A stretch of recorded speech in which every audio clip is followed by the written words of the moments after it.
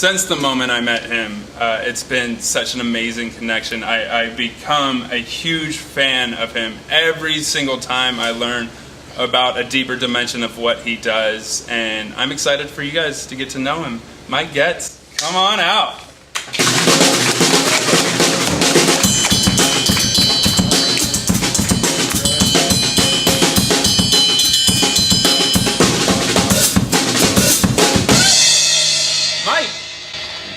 Chris. Welcome to the show. Thanks, man. Thanks for having me. Once again, a man of many passions, but it's all encompassed in the outdoors. I think I could start this interview off by maybe you telling me what natural spaces mean to you. Mm-hmm. Well, yeah. To me, being up in like really exposed high alpine reaches, there's something about it. Whether it's the physical pursuit of kind of pushing your limits and getting up into those kind of zones, and the really expansive views that you can see, and to me that there's actually a really big spiritual component as well. Yeah.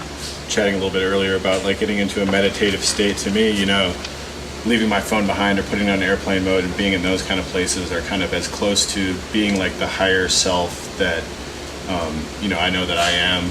Maybe than any other place that I'm in. So I think it's kind of that physical and mental and spiritual connection to those kind of beautiful wild places that has kind of driven me in my pursuits in that regard, and also in my career as well. So. Yeah. So let's talk about your career. You're an environmental scientist. You're an environmental attorney,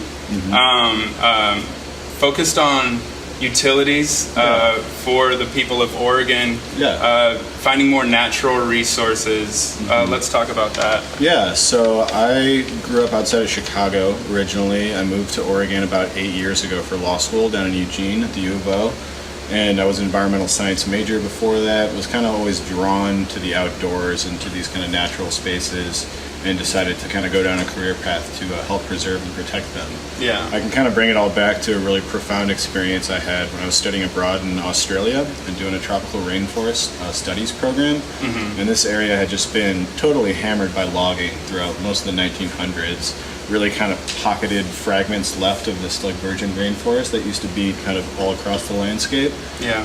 But in 1988, it was listed as a World Heritage Site. And so there's a complete moratorium on logging after that. So I was actually able to see how changes in policy and regulation can physically affect the landscape. Absolutely. And so that's when I kind of made the decision to, go down that route. Like I said, I came out here, been in Oregon for 8 years, like I said. And the work that I do now, work for an organization called the Oregon Citizens Utility Board, or CUB. And we are the advocate for residential customers of the big investor-owned utilities in the state. So whenever the utilities want to build a new power plant or raise rates at all, we always have a seat at the table kind of advocating for residential customers. And because we're an independent nonprofit, we're able to kind of use that ratepayer advocacy angle and be a little bit more creative in making climate change type arguments as well. Damn. So we're talking about public lands, and we're talking about private almost monopoly industry. Like when we're talking about utilities, there's not a lot of competition. Yeah. And like you said, you do get a seat at the table because of legislation.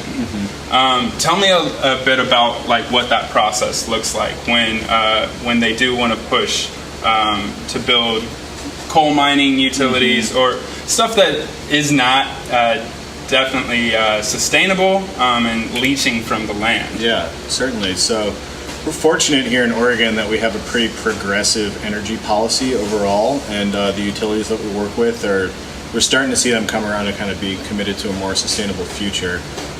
But you hit the nail on the head. They do function like monopolies. They are monopoly corporations, so large investor-owned companies, Portland General Electric, PGE, Northwest Natural, Pacific Power, wagered that some folks in this room are customers of those utilities. And so because they function like monopolies and provide this essential service, electricity or heat, whenever they want to raise rates or build a new power plant or do anything, they need to come before this regulatory body that's called the Oregon Public Utility Commission. Yeah. And so, for example, 3 years ago, PGE came in and proposed to build a brand new natural gas plant in the Columbia River Gorge out near Boardman. Right. And my organization and several other ones really opposed that because when you start talking about resource acquisition at that type of scale, utilities can only procure it if it's the least cost and the least risk.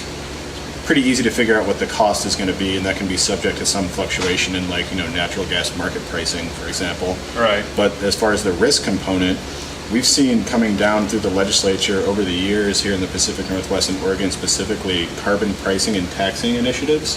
One of these years that's going to get passed. Yeah. And so when that does happen, a fossil fuel generating plant would have significant costs added to it. And the type of investment that is needed to make an investment in that size plant gets spread out over 30 or so years. And so as the ratepayer advocate, suddenly you're asking customers to be saddled with this risk for 30 plus years that this dirty generating plant might then take on additional costs in the future. They're subject to unplanned outages and things like that. Yeah. And so we actually helped stop them from building that plant, and they ended up entering into hydroelectric contracts with BPA instead. Perfect. And you are an advocate for the consumer, which is an important portion of this. Your ideals are to create more green technology and gain our power from solar and water dams, correct? Yeah, and once again, kind of getting back to Oregon being a progressive policy state, so the legislature passed in 2016 this big top-down landmark bill that we're the first state in the country to legislatively mandate coal out of our electricity generation mix. And so that's by 2030, we're going to completely remove coal from the mix. And it did that, and it also doubled our renewable portfolio standard, or RPS, up to 50% by 2040.